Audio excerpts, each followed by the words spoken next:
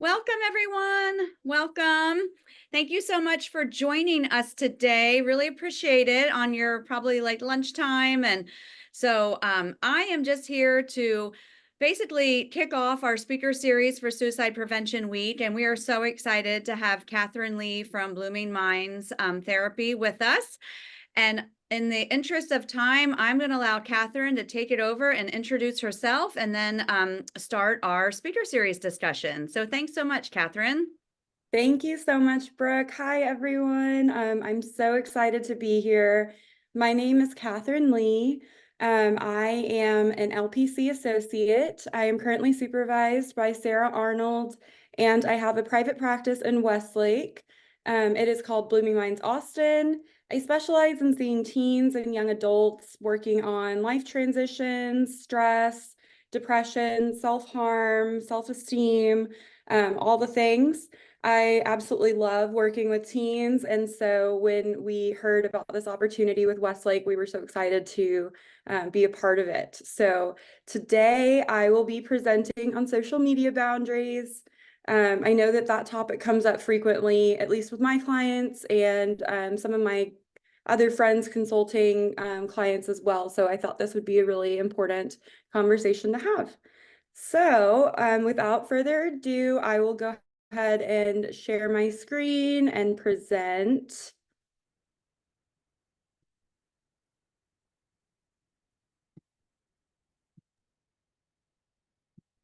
Perfect. Okay, so let me just pull this up. Here we go. All right, so social media boundaries. Go ahead and begin. So recent studies that have just come out actually was a study in China, and it was by Li Zhang and Yizhong Yu. They conducted a study where they assessed addiction to short form videos as it relates to social anxiety and sleep quality. Their results showed that the adolescents with more severe symptoms of short form video addiction tended to report poorer sleep quality and higher levels of social anxiety. I thought this was really interesting because the conclusion of the study actually states that the short form video addiction is positively correlated with the adolescent sleep quality and social anxiety. Social anxiety partially mediates the relationship between short form video addiction and sleep quality, and the adverse effects of short form video addiction and social anxiety on sleep quality of this group must be minimized. This is from the conclusion that Li Zhang and Yizhong Yu put in their paper. They also requested that students or schools be recommended to implement measures to promote sleep quality among the adolescents. What's important about these findings is that the results show associations, not causal relationships. So there's a call for future studies to determine whether students with sleep problems are simply spending more time watching short form videos as a method of falling asleep, or any other correlations to be associated. The next bit that I wanted to go over is actually a book that I highly recommend to a lot of my parents. It's The Anxious Generation by Jonathan Haidt. This book is about the great rewiring of childhood that's causing an epidemic of mental illness. There were about 4 key ideas in this book that I wanted to share today. And the first one was that smartphones are cited as being correlated to the rising mental health concerns for childhood and adolescence. According to the U.S. National Survey on Drug Use and Health, data reveals 145% increase in reported cases of depression in girls since 2012 and 161% increase in boys over the same period. They also got information from college students, and there was a 134% increase in anxiety, 106% increase in depression, 72% increase in ADHD, and a 57% increase in bipolar disorder diagnoses since 2012. Among girls, there has been a 188% increase in emergency room visits for self-harm since 2010 and 167% rise in suicide rates. These are alarming rates. And for boys, it's actually a 48% increase in self-harm related ER visits and a 91% surge in suicidal rates. They are lower, but they're still very alarming to see these rates surging through. The author posits that the dramatic shift in mental health may be correlated to the widespread adoption of smartphones and the corresponding changes in the social fabric that make up adolescence.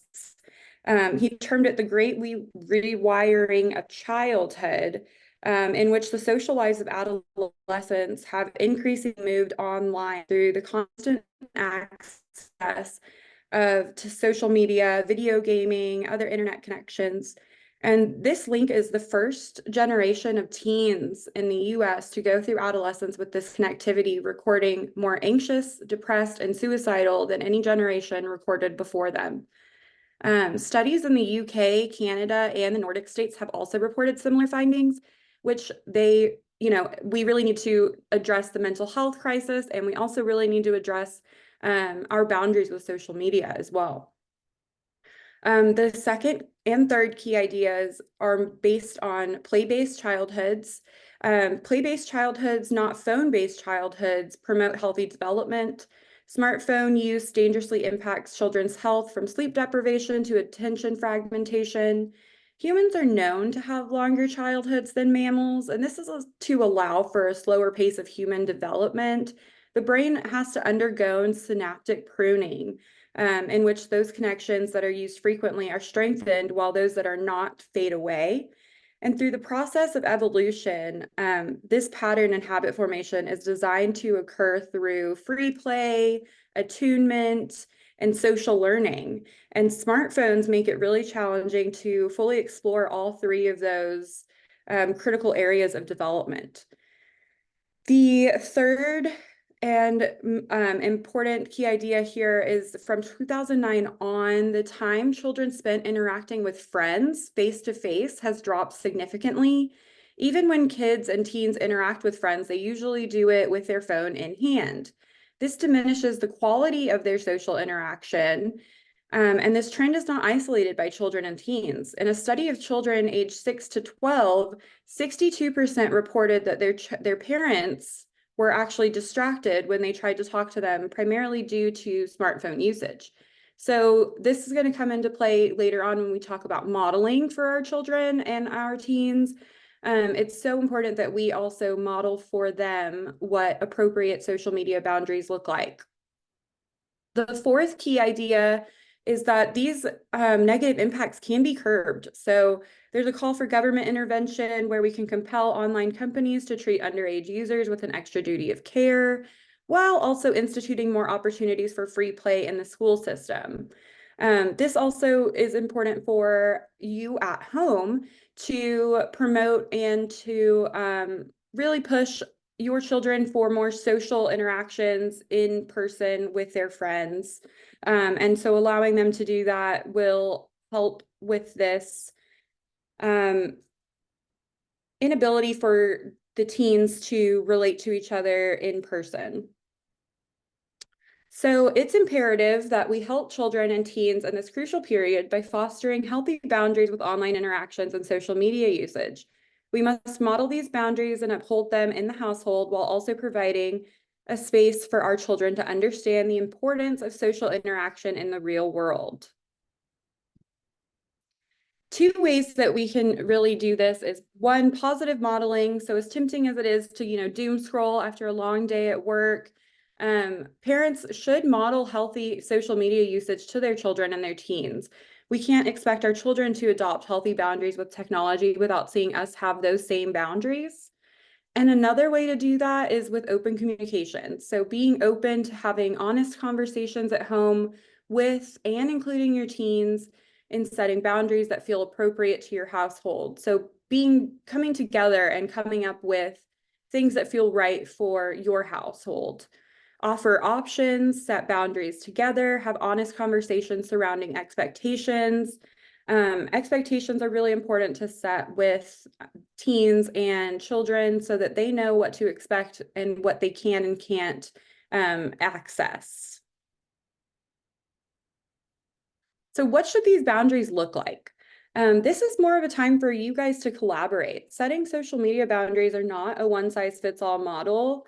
I really believe you and your household must have honest conversations in which everyone expresses their expectations for social media usage, honest conversations about the impacts of social media, and a family agreement on what feels right for your household. Some examples of boundaries, there's 4 that I've listed here: screen time limits, parental controls, apps, and staying connected.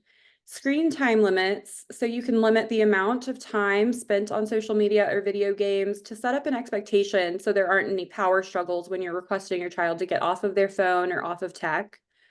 Parental controls, many apps have parental controls. There are options for parents to stay engaged and informed on their children's social media, and highly recommend staying informed and being as available to seeing what your children are putting on social media as well. Setting expectations on which apps are appropriate for your children and setting age limits to say that certain apps are accessible at a certain age helps with this expectation. So this is another expectation guideline. So just saying that, you can access this certain app when you age 16 or something like that is a really good way to help curb those expectations that children see their friends having. Staying connected, open communication on who your child is talking to on the internet and keeping tabs with who exactly they're communicating with. Just staying on top of who they're talking to. Again, having access to their social media accounts will help with this as well. You can see who they're interacting with and who's interacting with them. And I think that this one is a really important conversation to have at home as well. So some recommended resources I've listed here are for Snapchat. There is a parent's guide, and it allows you to have parental controls on your kid's account. So you can manage your kid's account through your account, and they would have their account monitored by you at all times. You have a lot of control with Snapchat. It's just getting in and getting it associated with that account. Instagram has some safety features, healthy conversation starters, and information for the app for parents. Those are the 2 that I found to be really, really helpful in setting expectations and goals with your teens. Some recommended further readings: The Anxious Generation by Jonathan Haidt and The Coddling of the American Mind by Jonathan Haidt.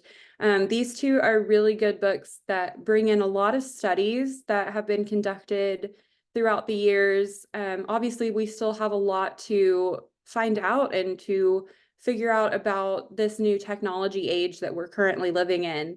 But the good news is that we do have quite a bit of data from 2010 and on. And I think it's really important to have that information as you're making these guided choices. And this is my citations. But thank you guys so much. I know that was a little quicker than I expected. This QR code is available for you guys if you are interested in looking at any of my website or my Instagram. My email is also provided here in case you would like to be in contact. I can open it up for questions if you guys have any, but thank you so much for being here today. Thank you so much, Catherine. I'm really glad you brought up The Anxious Generation. I have yet to be able to read it. I had gotten it from the library and didn't get to it quick enough, and they removed my hold. So I'm working on it. But I'm just curious if any other parents have read it and want to share any of their takeaways, because I think we all struggle with this. I'm a parent of 2 teenagers, and I'm constantly struggling with it's sometimes you feel like, well, if you already made those steps, how do you pull back? And I think that is still something that can be done. And it's just, I liked your ideas of really having more conversations with your teens to discuss with them, again, like reading the book maybe together, excerpts from the book is what I heard could be helpful. So anyways, I'm rambling, but I'm just curious if any other parents want to share anything, if they read The Anxious Generation and what they thought of it.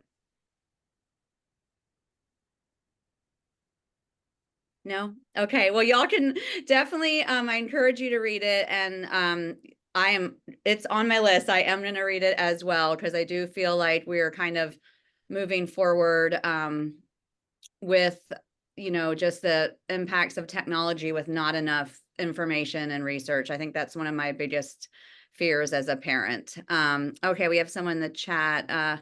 My kids have found workarounds for Apple screen time limits, or it just never seems accurate with what I'm observing. Any suggestions from other parents that work? That's a great, great question. Oh, someone did read The Anxious Generation, highly recommended it. Good. Any tech gurus on here that can give some advice about the workarounds on screen time limits?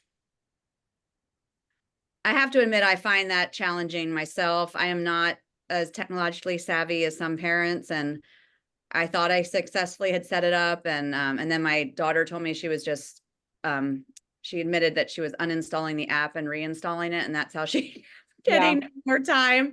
I was like, oh, okay, good to know. Or they turn it off and back on. One thing I did find, if you have an iPhone, if you are setting the limits, in addition to the app, that underneath it, it says app limits. So under where you can go in and set the time, underneath it says app limits, and you can choose specific apps and you just toggle it on. Because when I had set the time limits, they were still able to access like their TikTok. And when I was like, what, how are you even on there? Yeah. So then I went back in, and the app limits, you click on it and you select specific apps and you toggle the button on or off, and it locks it. And even when they're not on downtime, when they're on their regular time, if that's locked, they still can't get into it. So they'll have to ask you to get back into it. Got it. That's good to know. So there's like extra layers. And I think I did figure that out, but I do think my daughter, that's what she'd do. She'd download the app, remove it, and then put it back on to get more time. Oh, I hate admitting that, but it's true. Let's see. We have someone that said, yeah, screen time's not consistent. Third-party apps, just physical management is all we can find to work best. Are you talking about like Bark or some other ones that and then we have set time limits on our router. That's smart, to stop the kids from gaming the system on their phones and computers. That's a big discussion. My two teens are in AISD currently, and there's a lot on their Chromebooks that parents want limited, such as like Pinterest, which I can't believe they're allowed to get to that, and YouTube. And so a lot of parents are trying to figure out how can we, since they can't block it, I guess, on AISD's Chromebook, how can they block it on their own internet route, like in their router? So that's good to know. Okay. Yeah. Charging in our rooms. That's so smart. I know. And so that's, I do think it's important as parents, like, it's okay if maybe when it was like the Wild West, when you first gave your kid their phone, and you didn't have lots of things set up. I know I kind of made a contract, but then we fell off the wayside. I definitely think it's okay to constantly revisit and even use I attended this webinar, or, hey, there's so much more research now. And I even suggest like talking to them, like seeing if they'd be open to like a screen-free night or a screen-free weekend, just to see what it was like, and then have a discussion afterwards. And I think it's kind of surprising. Teens kind of feel a little bit of like, oh, that was actually not that bad, or that was kind of nice. And then using that, getting them more buy-in to it, like, hey, I notice I'm, less irritable or more focused when I'm not spending as much time on my screen, and seeing if you can get their buy-in to, maybe do a little bit more limits on screen time. My daughter attends the Ann Richards School, and they just recently went phone free, which I just found out LASA did as well in Austin ISD. And that has been the surprise to me. I've been asking her and asking her friends when I see them, like, how's it been? What's it like? And honestly, the feedback has all been positive, which is not, I think, what any parent expected. The worst feedback is actually from parents who are not happy with not having access to their kids all day long, which is kind of comical. But I get it. I mean, I know parents have other reasons why they need to reach their students, but again, it's just a shift, and how do we reach our students when we need to, or maybe when are the most ideal times to reach out to them. But the students so far have said it's been super refreshing, and they actually have really enjoyed not being tethered to their phones all day, and that they can focus more in class, interact more at lunch. Yeah. Someone said, as parents model when and when not to use the phones at Eanes, you can email them if you need to get a hold of them. Yes, I know, that's really nice. We can't even email our kids in AISD. They don't allow outside email addresses to reach them through their, so it's very challenging. But you know, there's the good old fashioned, you call the office if you need to get a message to them, but yeah.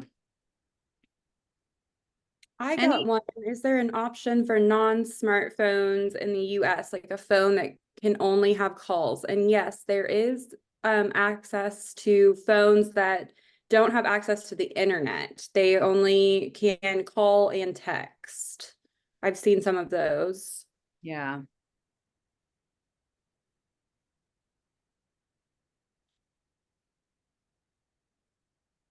Yeah, full-time job. I get it, Amity. I agree. It is. And that's, I think, sometimes the hardest part. And that's why I also say, like, give yourself some grace. If there are days that you slip and you forget, like, you just have to like tell your kids, oh, you know what, I was pretty lax and I noticed this. And so we're going back to those, you know, rules. And, you know, but definitely parenting's a full-time job. Staying on top of technology is a full-time job. So give yourself grace when, you know, you do maybe slip a little bit and need to kind of go back to some of the practices or instill some practices.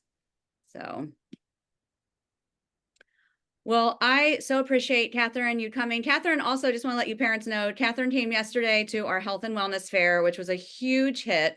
We had over 15 outside agencies, including therapists. We had some fitness folks. We had just a plethora of different outside providers coming to just tell your students about health and wellness. And then we also had about, I think, 8 student stations of different activities, for anything from painting a inspirational rock to, we had glitter jars, we had writing notes of like gratitude to people. It has been such a hit. And I really appreciate Catherine not only volunteering her time yesterday, but then popping on to talk to parents about this very important subject.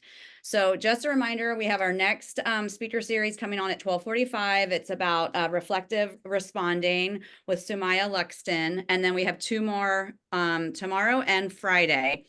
We really appreciate you parents showing involvement. If you have any questions, I'm Brooke Anderson. I'm one of the school-based therapists here. And then Katie Bryant is also here as well, full-time. We welcome your emails and phone calls. So thank you so much. And thank you so much, Catherine. Thank you for having me. I appreciate you guys. Have a wonderful day. Bye. Bye.